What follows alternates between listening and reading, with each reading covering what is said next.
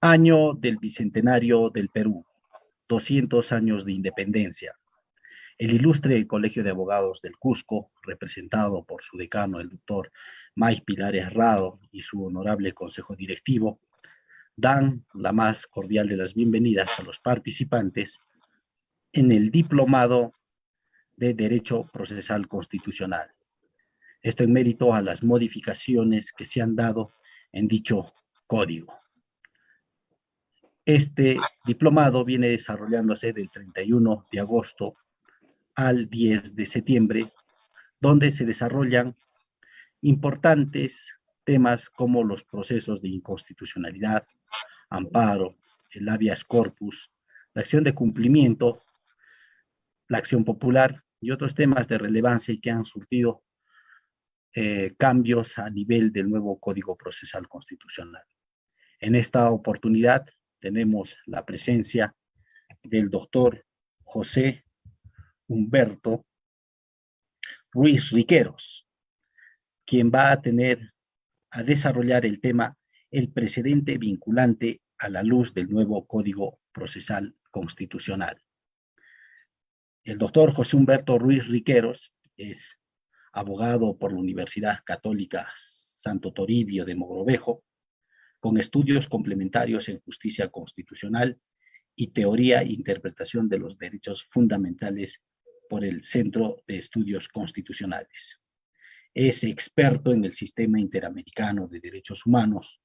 por la Universidad de Guanajuato, México. De igual forma es maestrando en Derecho con mención en Política Jurisdiccional de la Pontificia Universidad Católica del Perú, en convenio con la Universidad Castilla-La Mancha en España. Del mismo modo, ha sido asesor jurisdiccional del Tribunal Constitucional de la República del Perú y servidor de la Gerencia General del Poder Judicial. Actualmente se desempeña como presidente de la Comisión de Derecho Constitucional de la Sociedad Peruana de Derecho. Es ex asesor parlamentario del Congreso de la República en el periodo 2021 al 2026. De esta forma, damos la bienvenida al doctor Humberto Ruiz Riquero. Bienvenido, doctor José Humberto Ruiz Riquero. Bien, muy buenas tardes con todos. En esta oportunidad, en primer lugar, mi agradecimiento al ilustre Colegio de Abogados del Cusco,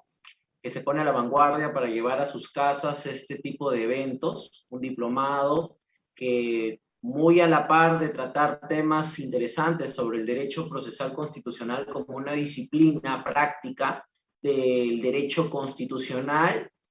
trae a colación este tema de las nuevas modificaciones o reformas al nuevo Código Procesal Constitucional. En estos breves minutos voy a compartir pantalla para dar inicio a esta sesión explicativa. En esta oportunidad, dando continuidad a estos webinars que se ha preparado a través del ilustre Colegio de Abogados del Cusco, a mi persona le ha tocado la labor de preparar una sesión en la que analizaremos aspectos esenciales vinculados a una breve introducción en la teoría general del precedente y particularmente del precedente constitucional vinculante, además de revisar la postura fijada por el propio Tribunal Constitucional peruano como un punto de partida para la comprensión del precedente vinculante constitucional que se encuentra regulado, como bien saben, en el Código Procesal Constitucional de 2004 y en su vigente y actual reforma. En tal sentido, en estos breves minutos que vamos a tratar el día de hoy, aproximadamente vamos a analizar temas relacionados como el estado de la cuestión sobre esta innovación legislativa. Es decir, la evolución que ha tenido desde la ley antigua de habeas corpus y amparo, la 23.506, el paso por el Código Procesal Constitucional de 2004 y el nuevo Código Procesal Constitucional vigente desde junio de este año. Luego analizaremos un tema del planteamiento de la cuestión, que es el análisis crítico sobre los aciertos y desaciertos que la reforma ha traído respecto de la institución del precedente. sobre todo en tres aspectos muy importantes, o cuatro, ¿no? Que son la exigencia de individualizar las reglas, el número de votos conformes, la introducción del precedente judicial vinculante relacionado a la Corte Suprema de Justicia y el apartamiento o cambio del precedente. De ello se podrá inferir aquellos desaciertos o aquello que se ha dejado de lado a propósito de esta línea argumentativa que trae la propuesta legislativa. Esto en la línea académica de los diversos temas que se han tratado también estos días por distinguidos juristas, otros colegas y amigos míos, y que estaría dentro del marco, por así decirlo, de los temas actuales, teóricos, del mundo del derecho, y en especial de la jurisdicción constitucional. De este modo, la presente disertación busca analizar las reformas al título preliminar y en específico la fórmula planteada en el mencionado artículo 6º del título preliminar del hoy nuevo Código Procesal, que es la Ley 31.307, recientemente aprobado por insistencia del Congreso de la República y promulgado. En ese sentido, se examina los principales cambios en la formulación legislativa de la institución del precedente, sobre todo aquello que se pudo hacer con la citada norma, pero que sin embargo no se tomó en cuenta o que en todo caso se dejó de lado. Asimismo, abordaremos estos aciertos y desaciertos de la reforma, con especial énfasis en el impacto de estas modificaciones en todo el sistema de justicia constitucional, y entre otras cuestiones de especial relevancia sobre el objeto materia de estudio.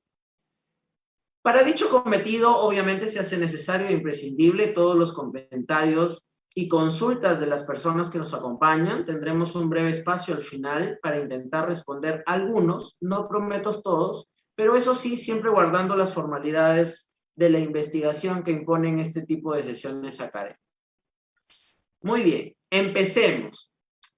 El precedente vinculante a la luz del nuevo Código Procesal Constitucional.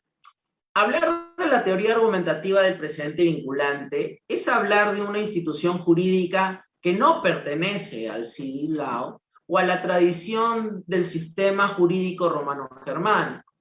Teniendo en cuenta que en este sistema jurídico dicha teoría es simplemente un supuesto secundario con poder percibo, en el cual no se habla de autoridad propiamente, sino de jurisprudencia, toda vez que los fallos judiciales tienen un valor indicativo, mas no suele hablarse de precedente en sentido enérgico, el profesor Domingo García ha referido de que el precedente más bien es una institución que aparece en el derecho anglosajón, es decir, en el sistema del common law,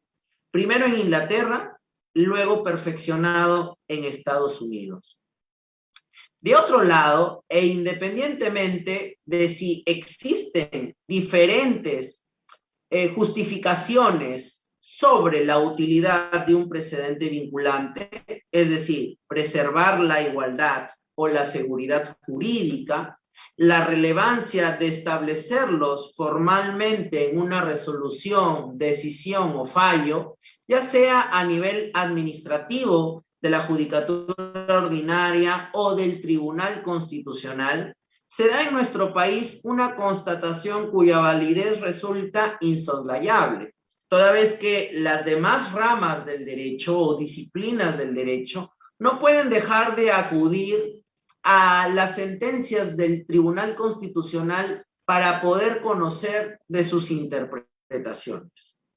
En tal caso, el precedente vinculante, fuente primaria del derecho, brinda a los justiciables la posibilidad de recibir decisiones idénticas ante situaciones similares bajo el fundamento del principio de igualdad para resolver un caso concreto.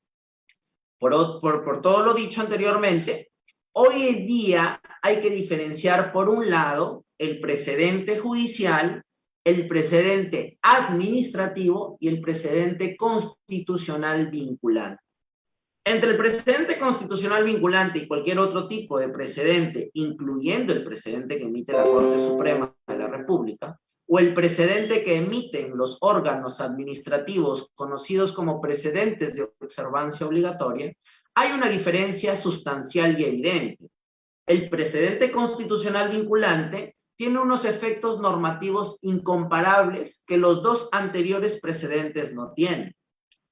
El precedente constitucional, aquel que emite el Tribunal Constitucional, tiene efectos similares a una ley, lo que significaría que la decisión que emite no solamente es obligatoria para el Poder Judicial, sino que al tener efectos erga omnes, es vinculante para todo el ordenamiento jurídico, incluyendo a todos los órganos del Estado e incluso a los particulares. Como consecuencia, obviamente, del ejercicio del control de constitucionalidad de las leyes y la defensa extraordinaria de los derechos fundamentales. En cambio, el precedente judicial de la Corte Suprema, lo que hasta hoy ocurre en el common law, es un precedente más limitado, en cuanto tan solo le alcanza al Poder Judicial en sentido vertical. O dicho con otras palabras, la obligatoriedad de estas decisiones se proyecta desde la Corte Suprema a cortes y juzgados inferiores del sistema judicial. En ese tenor se encuentra, por citar unos casos, en los artículos 400 y 386 del Código Procesal Civil, el artículo 34 de la nueva Ley Procesal del Trabajo, el artículo 34 de la Ley del Proceso Contencioso Administrativo, 429 del Código Procesal Penal de 2004, y por qué no también citar el artículo 301-A del Código de Procedimientos Penales de 1940. Dicho de otro modo, sus decisiones encabezan la jerarquía de los precedentes judiciales y expresan o deben expresar la interpretación correcta, razonable, de las normas del ordenamiento jurídico, es decir, una función nomofiláctica, y el control de la actividad judicial de los órganos inferiores a través de la aplicación uniforme del derecho, es decir, una función de uniformidad. Como bien ha apuntado el profesor César San Martín, dichas decisiones de la más alta estructura judicial buscan la mayor concordancia posible entre la ley y la Constitución, haciendo prevalecer los valores elementales de la administración de justicia, como es la igualdad de la ley, la previsibilidad de sus decisiones y la seguridad jurídica como condición de legitimidad de sus fallos. Del mismo modo, los precedentes administrativos solamente alcanzan a los órganos administrativos, como por ejemplo lo previsto en la normativa que regula el funcionamiento del Instituto Nacional de Defensa de la Competencia y la Propiedad Intelectual, INDECOPI, pauta luego recogida por otras entidades de la administración pública peruana. De acuerdo a esto, tanto los precedentes judiciales y administrativos carecen de este efecto de calidad de ley que el precedente constitucional del tribunal posee. Actualmente, la figura del precedente constitucional vinculante en nuestro país no aparece sino por la prerrogativa del derogado Código Procesal Constitucional de 2004 y con un muy sutil sustento sobre sus efectos normativos, estableciendo que el precedente constitucional sí obligaría a todos y se impone a cualquier actuación, sea esta desde el sector público o provenga de una entidad pública. Así las cosas, el 31 de mayo del año 2004 se publicó la entonces flamante Ley 28.237, que entraría en vigor a los 6 meses con una vacatio legis sobre su publicación en el Diario Oficial del Peruano. Recordarán que fue aprobada por el Congreso de la República y promulgada dentro del tercer año de gobierno del expresidente Alejandro Toledo. Con esa lógica, mediante un precedente constitucional, se podría no solamente desconocer lo previsto en un precedente judicial, sino que los criterios establecidos en este precedente constitucional podrían imponerse ante un eventual conflicto, incluso a lo establecido en un precedente judicial de la Corte Suprema, sin necesariamente hacerse mayor distinción entre temas propios de la competencia de la judicatura ordinaria y materias cuyo conocimiento corresponde a los jueces constitucionales y al mismo Tribunal Constitucional. Sin embargo, el precedente el precedente ya estaba en nuestro ordenamiento jurídico, puesto que hablar de él es referirse a todos los precedentes vinculantes, no solamente el emitido por el tribunal, sino también a los que emite la Corte Suprema de Justicia de la República, y en ese ejemplo tenemos el artículo 22 del texto único ordenado de la Ley Orgánica del Poder Judicial, aprobado por Decreto Supremo 01793, donde nos dice que los jueces están constreñidos a seguir los precedentes de obligatorio cumplimiento emitidos por la Corte Suprema y los órganos superiores. Igualmente, se manifiesta el artículo 301A del Código de Procedimientos Penales, que es un artículo casi idéntico al artículo 7º del Código derogado, hoy artículo 6º del nuevo Código Procesal Constitucional. Al respecto, el tribunal ha sostenido, en el conocido caso Municipalidad Distrital de Lurín, que la introducción de la institución del precedente en el ordenamiento jurídico peruano se debe a la puesta en vigencia de la modificación del artículo 7º del título preliminar del Código del 2004. Si bien el colegiado constitucional había sido recompuesto desde el año 2000, sería a partir de la fecha de entrada en vigencia de la norma procesal antes referida, que sumaría a la función jurisdiccional de resolución y revisión de conflictos, la de establecer precedentes vinculantes con carácter normativo. Concisamente, para el tribunal se salvaguarda que un precedente sea una regla preceptiva que nace de un caso en concreto y se formula con alcance general. El fundamento parece radicar en la necesidad imperiosa de ejercer una potestad no reconocida legislativamente, es decir, ampliar los efectos de sus decisiones que inicialmente solo alcanzan a las partes del proceso constitucional. La definición de precedente es realizada aquí sobre la base de un poder normativo que el alto colegiado se autorreconoce, por lo que el profesor Donaire Montesinos afirma que los precedentes vinculantes son normas jurídicas creadas por el Tribunal Constitucional a propósito de la resolución de los procesos que son sometidos a su conocimiento y que servirán de pauta obligatoria a ser aplicada por los demás jueces, entidades públicas y particulares cuando se les presenten casos análogos a los que dieron origen. Es lo que se deduce de la lectura conjunta de los fundamentos 38 y 39 de la sentencia del caso Salazar-Yarlén. En efecto, el precedente constitucional vinculante es una figura que recién aparece en el Código del 2004. Antes de este código adjetivo, no se podía hablar de algún precedente constitucional bajo la forma en la que ahora entendemos esta institución. Sin embargo, hay que recordar, como antecedente directo de este precedente constitucional, que el artículo 9 de la antigua Ley de Habeas Corpus y Amparo, la Ley 23.506, que entró en vigor el 26 de diciembre de 1982 y duró hasta el 30 de noviembre de 2004, se recaba un tipo de sentencia del tribunal, pero que no era precedente constitucional, sino una jurisprudencia constitucional obligatoria. El artículo 9 de esta ley 23.506 señalaba, con respecto a esta jurisprudencia obligatoria, que en los casos excepcionales sobre resoluciones de habeas corpus y amparo, sentarán jurisprudencia cuando de ella se pueda desprender principios de alcance general.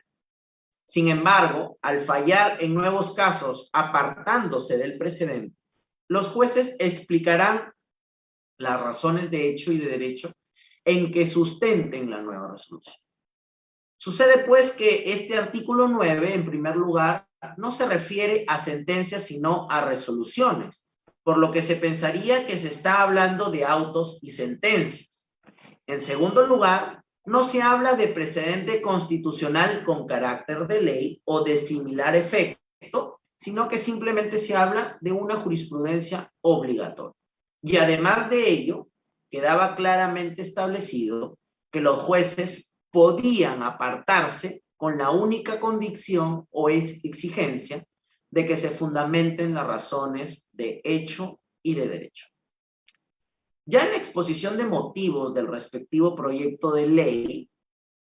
ya se advierte la novedad que en materia de jurisprudencia, el Código Procesal Constitucional traía una innovación, un cambio importante que había sido introducido en este artículo 7º al regular la figura del precedente en los procesos constitucionales de la libertad,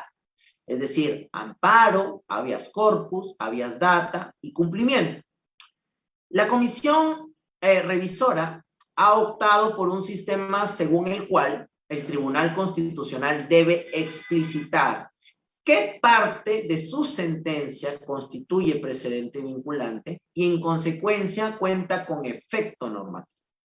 Esta decisión puede ser variada, claro que sí, por el tribunal siempre que exprese los fundamentos en los que sustenta tal decisión de cambio del precedente. Por su parte, el dictamen de la Comisión de Justicia y Derechos Humanos del Congreso de aquel entonces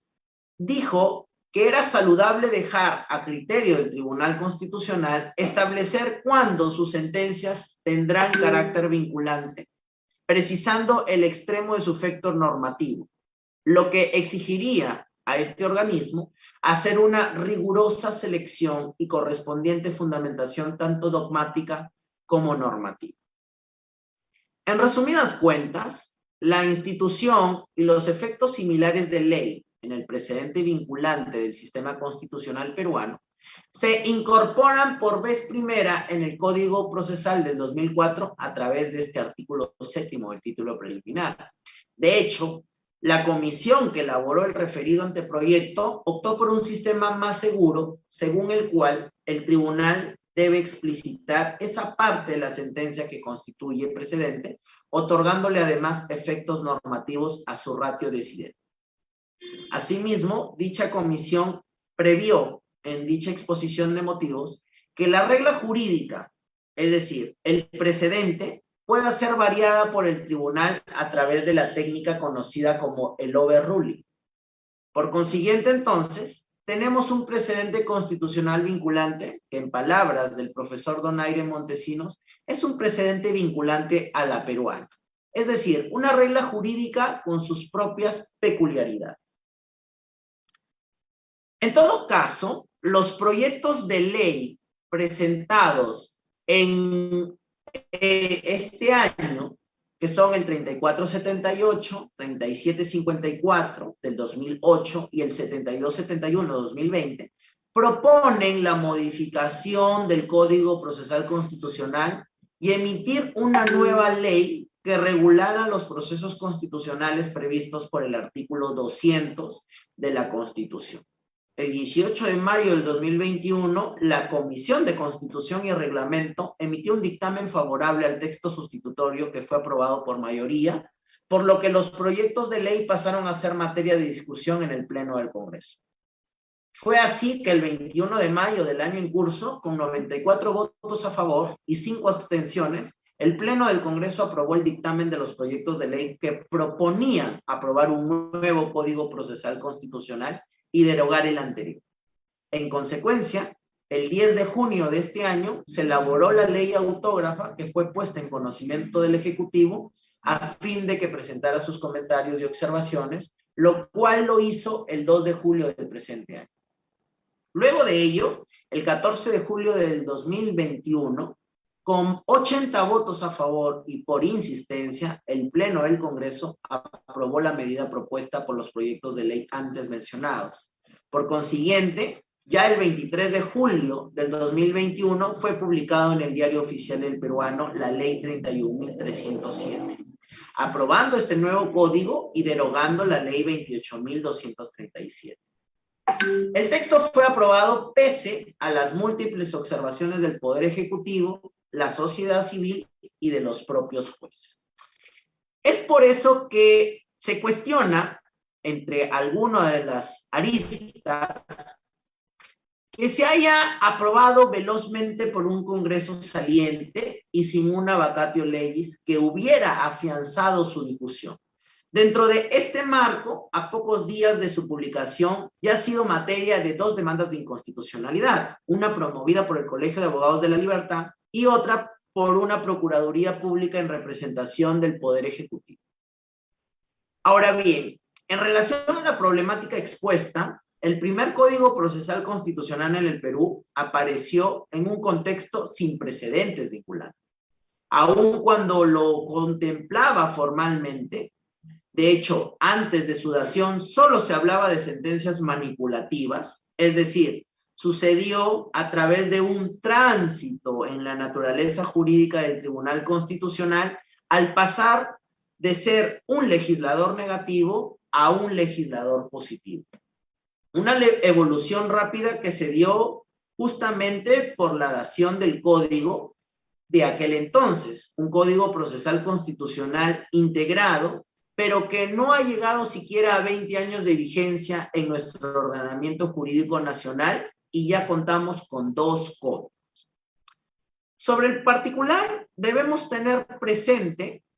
que en una entrevista llevada a cabo por la ley, el ángulo legal de la noticia, el profesor y expresidente del Tribunal Constitucional, Víctor García Toma, recordó que la necesidad de la reforma del Código Procesal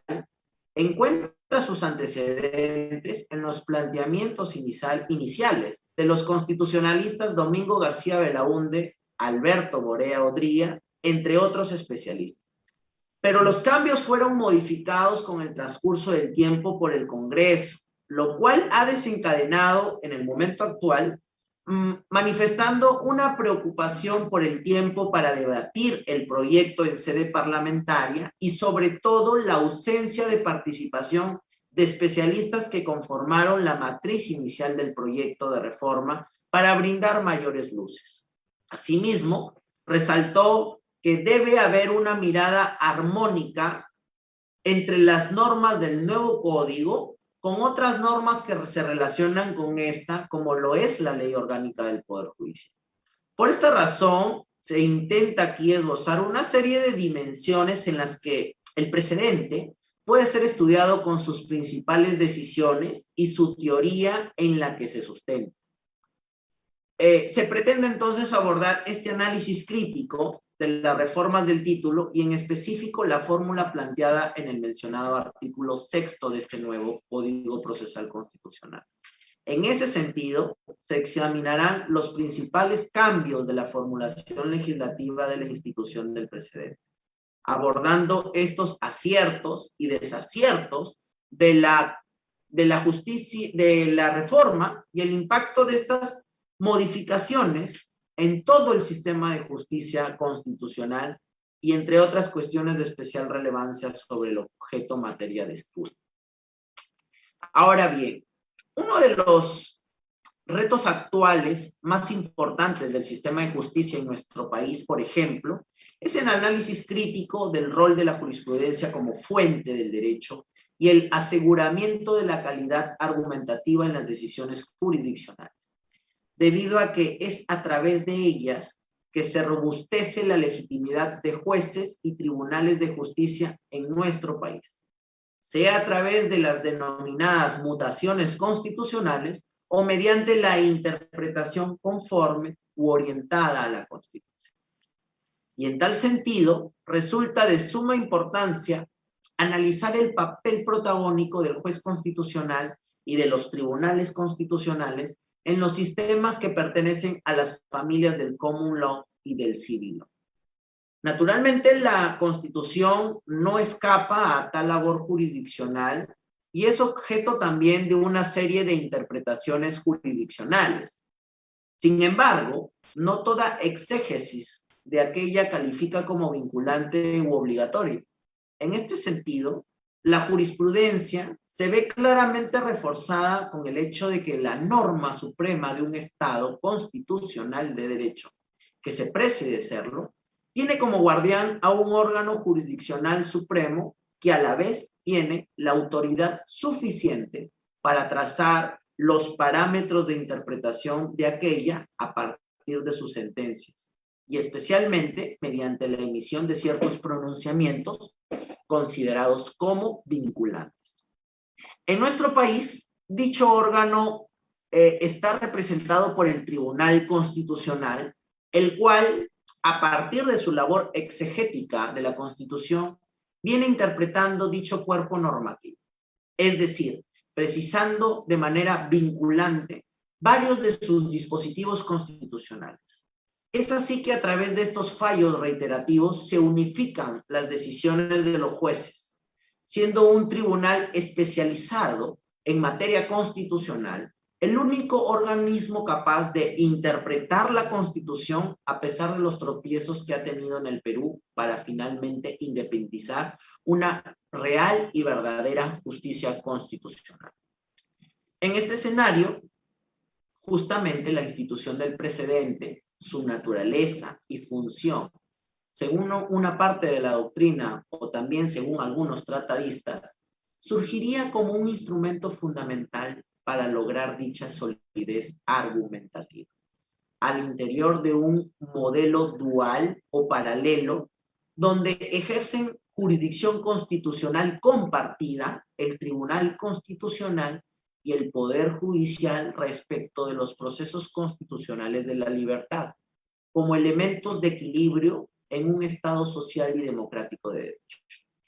En la medida en que refuerza, ¿no?, la coherencia de las decisiones judiciales dentro de un sistema jurídico, en aras, obviamente, de otorgar mayor seguridad jurídica y de garantizar la predictibilidad de las leyes, de las decisiones judiciales. Y obviamente eso trae como consecuencia el respeto a la igualdad ante la ley de todos los ciudadanos para resolver un caso público. Entre los principios fundamentales reconocidos por el constitucionalismo moderno, que aluden en la actualidad a la democracia y a los derechos fundamentales, se encuentran los referidos a la separación o división de poderes y el reconocimiento, respeto y tutela de estos derechos, desde un concepto garantista de la Constitución bajo un criterio favor-libertades, siendo una pieza clave la fuente jurisprudencial en relación a la fuente originaria, que es la ley, toda vez que esta última, y más aún el mismo texto constitucional, no siempre resultan claras, precisas y completas sus disposiciones tanto legales como constitucionales, por lo que su lectura e interpretación requiere que la justicia constitucional explicite, determine sus alcances en cada caso particular al momento de resolverse un conflicto jurídico o determinarse la situación jurídica de los particulares. Todo ello acorde con aquel contenido material que guarda para sí nuestra Constitución, llena de principios y valores superiores, con lo cual se reafirma su posición como la principal fuente del derecho y se rompe definitivamente con el paradigma del Estado legal de derecho que le atribuía esa virtud a la ley positiva. Al respecto, ello ha tenido como punto de partida la universalidad y la versatilidad de los distintos modelos jurídico-políticos, tales como el monárquico o absolutista, la legitimidad democrática en manos del legislador, la legitimidad constitucional a cargo de tribunales constitucionales, cuyo enfoque comparado se ha extendido en los ordenamientos jurídicos actuales, al tiempo de respetarse un equilibrio entre la institucionalidad, las garantías como el control y los límites del poder político como pautas de un Estado constitucional, a fin de brindar soluciones justas a los problemas políticos del gobierno mediante parámetros jurídicos que en su gran mayoría se ven reflejados en las decisiones judiciales expedidas por dichos órganos especializados y especialmente mediante la emisión de ciertos pronunciamientos considerados como vinculantes. En ese contexto, la función principal de dicho órgano jurisdiccional especializado en materia de interpretación de la Constitución, de los derechos fundamentales en todos los espacios en donde se ejerce el poder político y de fiscalización máxima de los demás órganos constitucionales, recae en un tipo de tribunal constitucional iberoamericano, como son los tribunales constitucionales de Chile, Perú, Ecuador, Bolivia, o cortes constitucionales como de Guatemala o Colombia. O también, ¿por qué no mencionar a salas constitucionales como las de Honduras, Nicaragua, o cortes supremas que hacen rol de tribunal constitucional, como son el caso de Brasil, Argentina, entre otros? El cual, obviamente, es un tribunal que viene interpretando dicho cuerpo normativo de manera vinculante y o persuasiva varios de los dispositivos constitucionales, derechos fundamentales en todos los espacios en donde se ejerce el poder político. Por lo que, como supremo intérprete de una constitución, cuida que las leyes, cuida que los órganos del Estado y sobre todo los particulares en algún momento no vulneren lo que la Carta Magna dispone. Siendo las cosas así, el progreso del precedente vinculante en el nuevo Código Procesal Constitucional, si bien ofrece avances, algunas cosas interesantes y, ¿por qué no?, también aportes indiscutibles, también tiene algunos vacíos legales o lagunas alarmantes, pero que ya se encargará, obviamente, de interpretar e integrar la jurisprudencia constitucional en su momento, en la medida en que es el desarrollo jurisprudencial el que da lugar a que este código o a que este nuevo código se enriquezca. Una mirada general a los principales cambios de este nuevo Código Procesal Constitucional es hablar sobre que el precedente es una regla jurídica expuesta en un caso concreto que el tribunal decide establecer como regla general. Por ende, deviene en parámetro normativo para la solución de futuros procesos de naturaleza homólogo.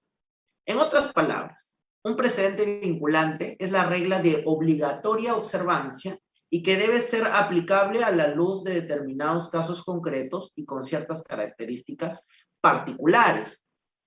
Al mismo tiempo, tiene efectos similares a una ley, pues se convierte en una regla preceptiva común que alcanza a todos los justiciables y a todos los poderes públicos.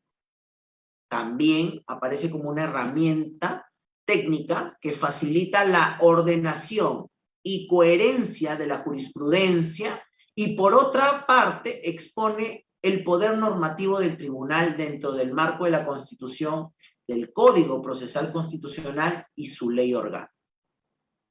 En ese sentido, se comprende que para algunos tratadistas y doctrinarios resulta más seguro establecer los avances jurisprudenciales y llevarlos a un código,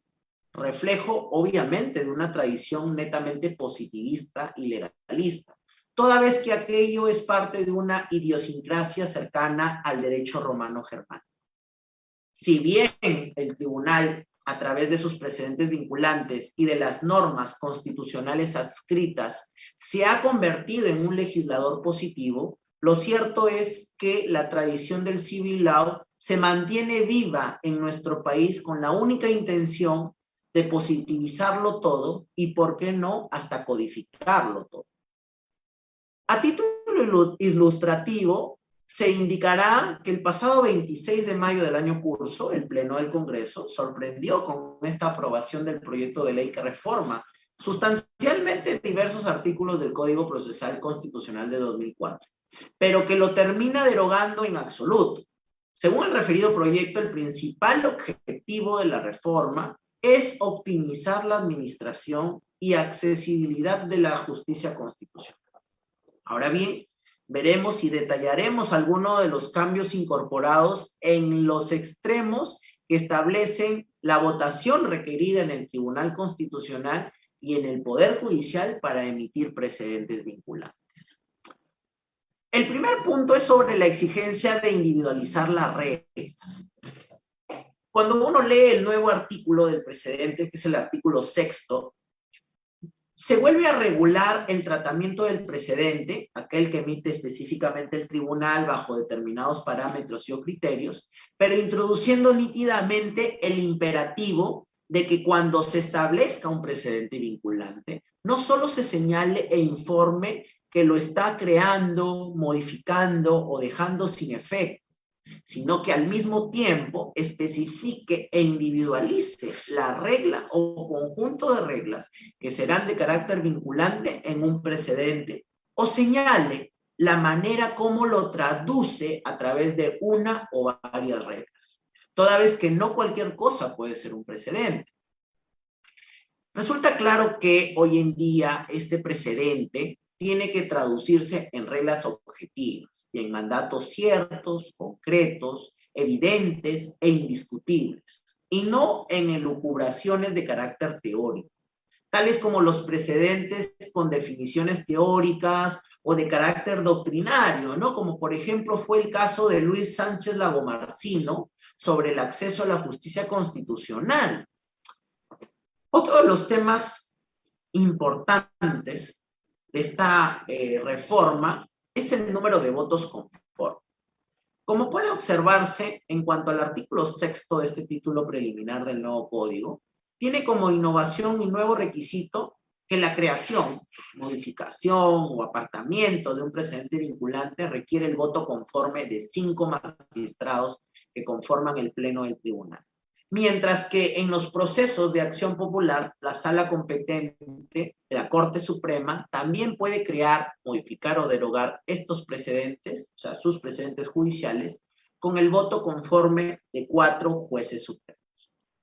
precisando de forma detallada, obviamente, los requisitos necesarios para dicha procedencia. Esto quiere decir que ahora se requiere el voto conforme de 5 magistrados, lo que dificultará, creo yo, encontrar consensos en el Pleno del Tribunal Constitucional. Pues hasta ahora solo eran necesarios 4 votos, en virtud de lo establecido en el artículo 10 del Reglamento Normativo del Tribunal, aprobado en ejercicio de su autonomía constitucionalmente reconocida. El siguiente punto es sobre la introducción del precedente judicial vinculante. Asimismo, se ha establecido que en los procesos constitucionales de acción popular, la sala competente de la Corte Suprema puede crear, modificar o derogar precedentes con el voto de 4 de sus magistrados. Ello es importante en tanto que, si bien es significativo que el tribunal establezca precedentes de sus sentencias que emita, también el Poder Judicial, a través de las salas supremas, cuando evalúa una acción popular, es necesario que emita un precedente vinculante para así dotar de mayor seguridad jurídica, tomando en consideración que son los procesos constitucionales de acción popular los que buscan un control, ¿no? El control de las normas infralegales o reglamentarias, hecho que en la actualidad no hay. Y un punto también clave e importante, y el último en este acápite, es el tema del apartamiento o cambio de precedente. De este modo, el tribunal mantiene y conserva su criterio, o el criterio ya establecido en el antiguo código, mediante el cual para el apartamiento de su propio precedente vinculante, es decir, el autoprecedente, se deben cumplir 3 requisitos argumentativos: expresión de los fundamentos de hecho y derecho que sustentan dicha decisión, expresión de la razón declarativa teológica, razón suficiente, e invocación preceptiva en que se sustenta dicha decisión, y finalmente determinación de sus efectos en el tiempo. Sin embargo, la polémica comienza con el segundo párrafo de este artículo, cuando el tribunal resuelve apartándose del precedente, debe expresar los fundamentos de hecho y de derecho. En contraste, obviamente, con la ley antigua de habeas corpus y amparo, la 23.506, decía que los jueces sí se podían apartar. Aquí más bien lo que se está diciendo, solamente con el artículo 6 del nuevo código, que repite el artículo 7 del Código Procesal Constitucional de 2004, es que el único que puede apartarse del precedente constitucional es el Tribunal Constitucional. Siendo así las cosas, un precedente será considerado como constitucional en la medida en que, a efectos de la creación de la norma o regla jurídica que contiene, hayan participado los dispositivos constitucionales. Así, podría ser que en el precedente se establezca con la sola interpretación de la Constitución o se derive de la interpretación de la ley con el marco constitucional o de omisiones evaluadas a la luz de los dispositivos constitucionales. En efecto, de ahí que es importante distinguir entre precedente constitucional, precedente legal y precedente en el común law. Así se alude al primero cuando la norma jurídica ha sido creada por el juez al momento de aplicar la Constitución como norma decisoria del litigio o del asunto litigioso. Estaremos ante un precedente legal, por otro lado, si se acudió al derecho legislado para tal efecto y si más bien fue establecida con base en las disposiciones del common law. Se tratará entonces de un common law precedente. De ahí que quizá las principales diferencias entre el precedente constitucional previsto en el nuevo código y el precedente propio del common law sean, en primer lugar, que está regulado en una norma jurídica escrita, un código procesal constitucional, es decir, en la ley. Y en segundo término, que mientras en el precedente del common law es al juez posterior a quien corresponde determinar la ratio decidendi que servirá de norma aplicable para los futuros casos análogos, en nuestro país la regla es precisada por el propio tribunal. Al señalar el tribunal en sus resoluciones qué extremos constituyen precedente vinculante, no estaría ligando a los jueces y no solo estaría ligando a los jueces y tribunales a su interpretación, sino que atándose a dicha interpretación en los casos futuros. Si bien de este último ligamen o autoprecedente puede dicho colegiado desligarse mediante aquel requisito de aportar las razones por las cuales se aparta, ¿no? Tema del cambio del precedente o del overruling, aquí se originaría el debate sobre la situación de que si los jueces ordinarios se pueden o no apartar del precedente constitucional. En rigor, aun cuando el precedente constitucional en el sistema anglosajón representa un mecanismo de verticalidad vía stare decisis y por lo tanto obliga a los jueces de dichos sistemas en forma excepcional,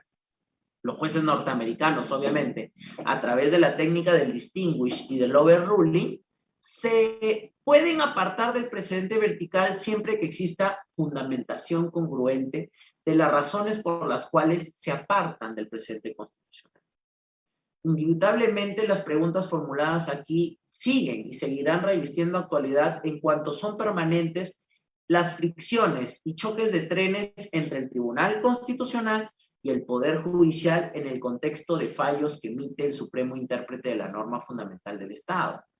sancionando la conducta de los jueces que inobservan precedentes vinculantes, así como los propios jueces en sendos fallos han ido o van perfilando una posición de apartamiento de los precedentes constitucionales que en rigor es necesario discutir y respecto a la cual se fijará una posición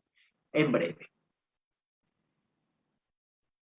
Para empezar, a partir de la modificación que se plantea, se requiere la reunión del Pleno del TC o contar con el voto de conformidad de 5 magistrados para crear, modificar o apartar un precedente o apartarse de un precedente constitucional,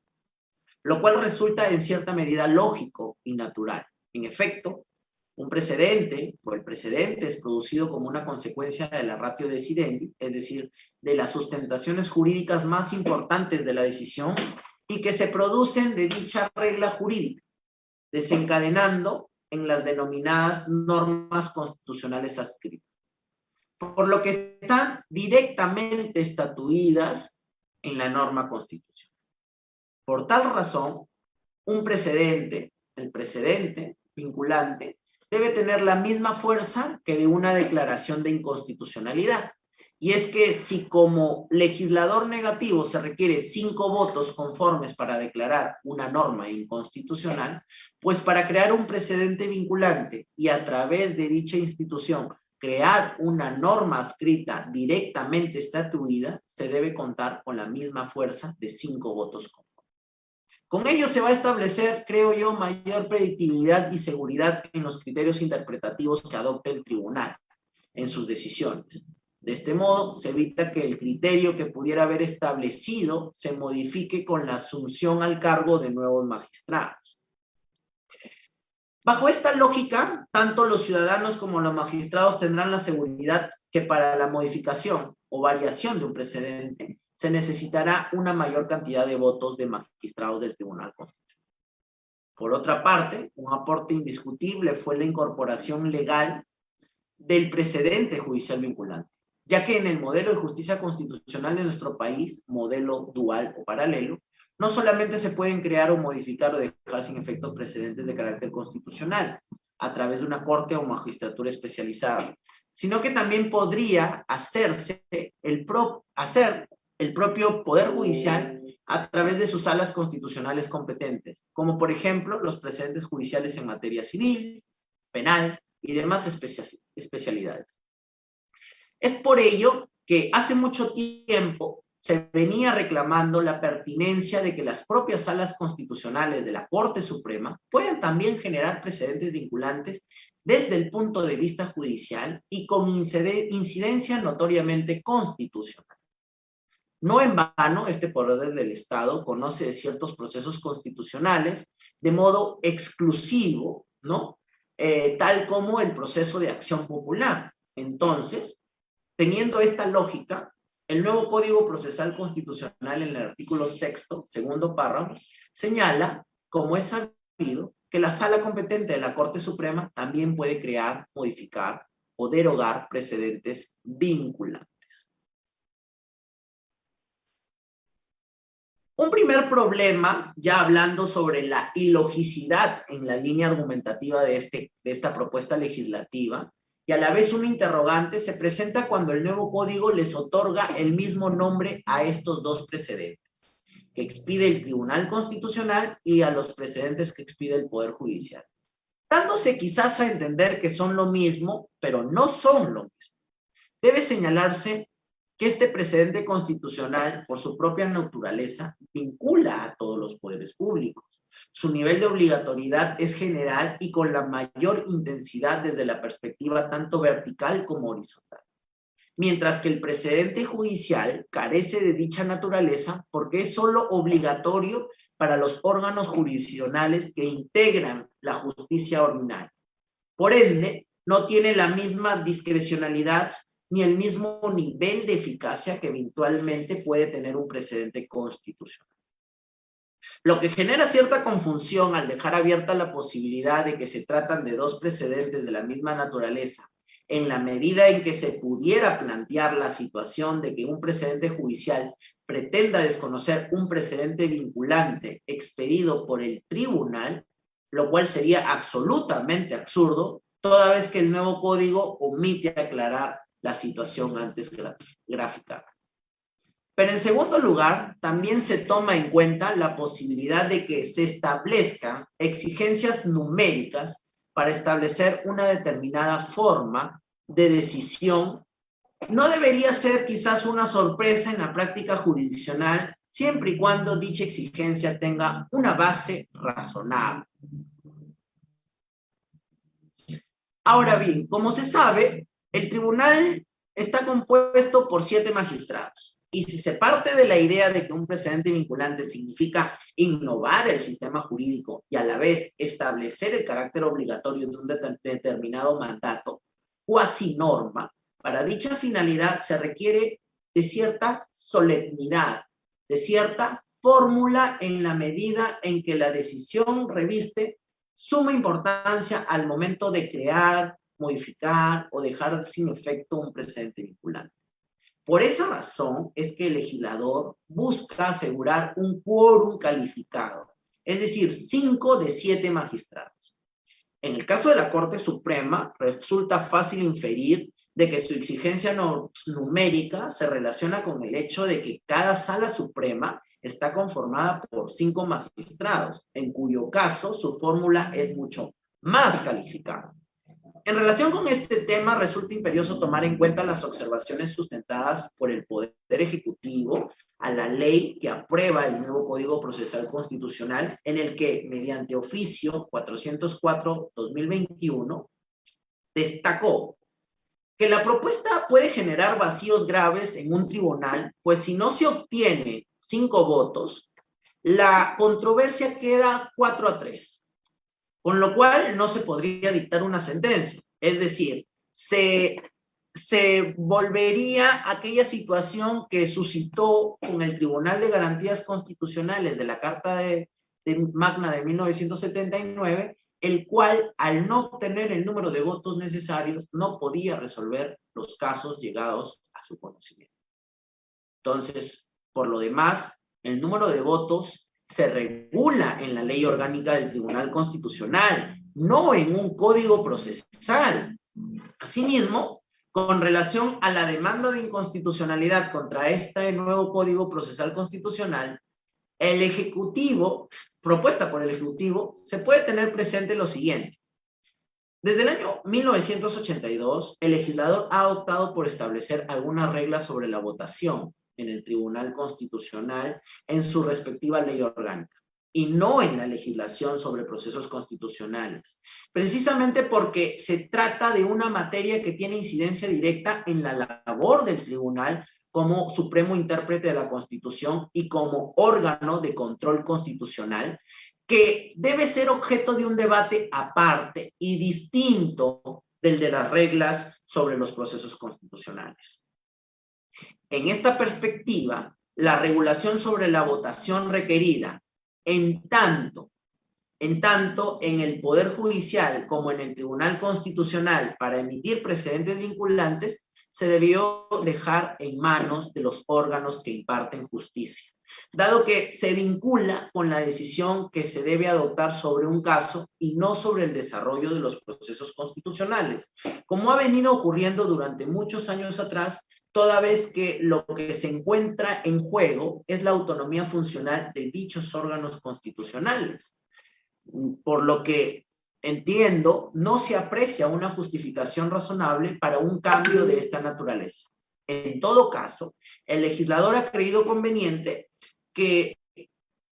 o aplicar una lógica de definición y sea eso lo que explique la exigibilidad del quórum que aparece hoy en día tanto para el tribunal como para el Poder Judicial. Por último, es conveniente acotar que se ha omitido aquellos supuestos en los que legítimamente sí podría eventualmente el Poder Judicial apartarse de lo decidido por el Tribunal Constitucional en un precedente vinculante. Creo yo una oportunidad totalmente perdida, ya que se podrían dar supuestos de hechos en el que un precedente constitucional vinculante sea contrario, por ejemplo, a los tratados internacionales sobre derechos humanos o a la jurisprudencia internacional sobre dicha materia. En tal sentido, o de esta manera, el juez solo va a aplicar la consecuencia jurídica del precedente cuando tiene cumplido el supuesto de hecho. Si no se cumple el supuesto de hecho, no se aplica la consecuencia jurídica, algo que es propio de la técnica del distinguish. No obstante, hay algo que el Código Procesal Constitucional sobre este tema particular no formula. respecto a que los jueces que tienen la obligación de seguir los precedentes vinculantes que emite la Corte Suprema se pueden apartar de dichos criterios. Es la diferencia entre el precedente constitucional con el precedente judicial y el administrativo. Obviamente que para esa exigencia de apartamiento o para esa oportunidad de apartamiento se debe sustentar adecuadamente los fundamentos de hecho y de derecho. Hoy, sin embargo, nos damos cuenta que respecto al precedente judicial que emite la Corte Suprema, sí es un precedente, pero es un precedente vinculante relativo. Y el precedente vinculante del Tribunal Constitucional es un precedente absoluto, impositivo, porque en nada justifica sobre el precedente judicial que los jueces inferiores no se puedan apartar de este precedente de la Corte Suprema. Sin embargo, ese requisito sine qua non es que hay que sustentar las razones de hecho y de derecho. Es decir, la fundamentación o motivación suficiente del por qué los jueces no van a tomar en cuenta el precedente judicial. No obstante, esa gran diferencia, como repito, que hay entre el código, el artículo 301A del Código de Procedimientos Penales de 1940 y el artículo 6 del nuevo Código Procesal, es que aparentemente este último, del precedente constitucional vinculante, se puede deducir literalmente que no da ocasión ni oportunidad ni permite a los jueces inferiores de la justicia ordinaria apartarse del precedente constitucional vinculante que emite el tribunal. Aquí cabe cuestionar entonces si el precedente en los sistemas del civil law debe ser un dato estadístico a tener en cuenta o un valor formal previamente establecido por la norma o un efecto vinculante sobre los jueces inferiores de quien expidió la regla, o finalmente una técnica que debe ser incorporada sin prescindir de los presupuestos que requiere necesariamente. De esta forma, el tribunal jurisprudencialmente ha definido el precedente en la sentencia Salazar-Yarlenque, en la sentencia Municipalidad Distrital de Lurín, lo que nos evidencia que el propio tribunal es el que decide qué parte de su sentencia es vinculante con alcances generales. Pues bien, lo que el precedente finalmente significa es que en el futuro, y mientras el precedente no se anule, bajo las reglas de esta regulación del precedente, todos los tribunales vinculados que apliquen esa misma norma a casos en los que se den circunstancias iguales, circunstancias similares en lo que importe, dicha norma ha de ser aplicada bajo aquella misma interpretación, con aquel mismo sentido establecido en la decisión anterior que vale como precedente. Para concluir, se conviene tener presente que, como bien decía Montesquieu y había dicho en su momento, el juez era boca muerta de la ley. Y las adversas confusiones de su pensamiento no dudaron en aparecer para la actualidad. No hay que pretender que el juez sea boca muerta que repite las reglas que establece el precedente del tribunal. No es ningún autómata, porque entonces acabaremos mal y el tema de la función jurisdiccional se distorsionaría. No hay que pretender negarle al juez la capacidad que tiene para resolver casos concretos, puesto que es el juez quien siempre construye la solución justa al caso en concreto. Por ello es bien importante saber lo que significa el deber de los jueces de sujetarse a la jurisprudencia constitucional del tribunal. Esta sujeción como principio constitucional no puede quebrantar absolutamente la independencia judicial ni vaciar de contenido la labor jurisdiccional de los jueces tanto ordinarios como constitucionales, ¿no? Y en el que ambos tienen valores superiores. Deberá darse en ese sentido, entonces, a esa vinculación, a esa persuasión, un contenido material que permita armonizar tanto uno como otro principio, por así exigirlo, y permitirlo que la Constitución sea esa unidad sistemática que todos realmente esperamos. Estimados amigos y estimadas amigas, no quiero tomar más de su tiempo. Ha sido una jornada, diría, relativamente ni extensa ni corta, pero solamente quería agradecer la presencia de todos y todas ustedes, agradecer a los amigos del Ilustre Colegio de Abogados del Cusco, que se ponen a la vanguardia para llevar a sus casas este tipo de eventos académicos, y bueno, quedo a su disposición para poder conversar, dialogar. Muchas gracias. Muy buenas noches, doctor José Humberto Ruiz Riquero. Muy agradecidos por su extraordinaria exposición presentada el día de hoy. Los participantes muestran su agradecimiento por interno, así como también la felicitación correspondiente por el desarrollo del tema el precedente vinculante a la luz del nuevo Código Procesal Constitucional. De la misma forma, reciba también el agradecimiento por parte del ilustre Colegio de Abogados del Cusco, representado por su decano, el doctor May Pilar Herrado, y su honorable consejo directivo. Del mismo modo, también reciba el agradecimiento de la comunidad jurídica, los miembros de la ilustre Orden del Cusco, así como de los profesionales que vienen participando de este diplomado a la luz de las modificaciones que ha sufrido el nuevo Código Procesal Constitucional. Dentro del trabajo que viene desarrollando también el Ilustre Colegio de Abogados es brindar diplomados que permitan a sus miembros y a la comunidad jurídica recibir una oportuna y especializada preparación de diplomados para la actualización jurídica de los profesionales adscritos a esta orden. Del mismo modo, doctor, reciba también el reconocimiento, también agradecerle la buena voluntad que ha tenido a bien para con la invitación también de poder participar en el Congreso Constitucional que se estará iniciando este 20 de septiembre al 22 de octubre y que contará también con la presencia de diferentes juristas del país y del extranjero, donde se desarrollará el tema de la reforma constitucional, reforma parcial, reforma total o asamblea constituyente. Diferentes posiciones, debate, así como también la sustentación de posiciones a favor o en contra y también algunos aportes importantes para lo que significará un eventual capítulo de reforma constitucional en nuestro país. Los aportes académicos también al final serán elevados al legislativo para que las autoridades tomen en consideración estos importantes aportes de la comunidad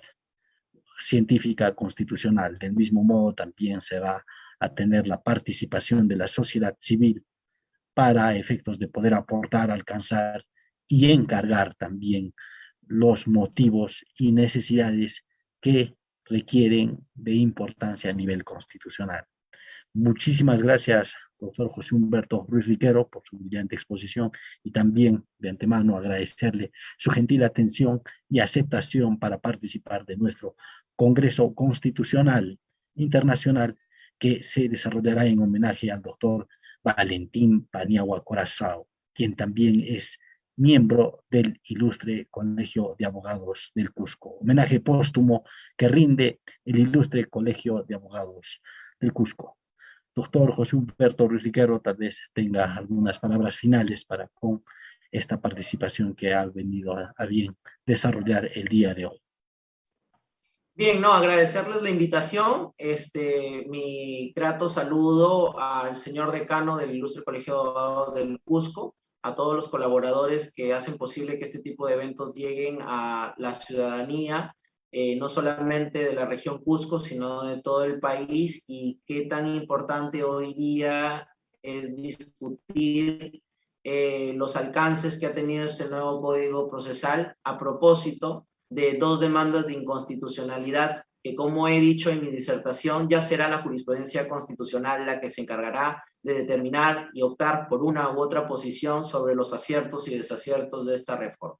Creo que el camino aún es largo y lo que más se espera es que este código cumpla con sus fines, como es respetar la jerarquía normativa de la Constitución y garantizar la efectiva defensa de los derechos fundamentales. Sin más que decir, yo solamente les agradezco y les felicito tanto al ilustre Colegio de Abogados como a los participantes el ánimo que ponen por seguir capacitándose. Gracias.